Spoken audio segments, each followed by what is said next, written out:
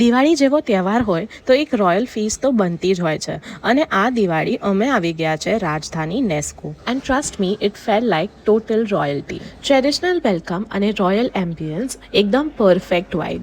Unlimited thali એટલી tasty કે પેટ ભરાઈ જાય પણ મન ના ભરાય.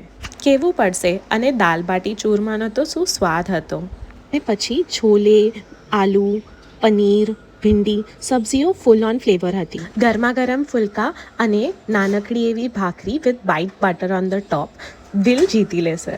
ગુજરાતી કઢી, દાલ, રાઈસ, ખીચડી બધું જ કમ્ફર્ટ ફૂડ મળી જશે.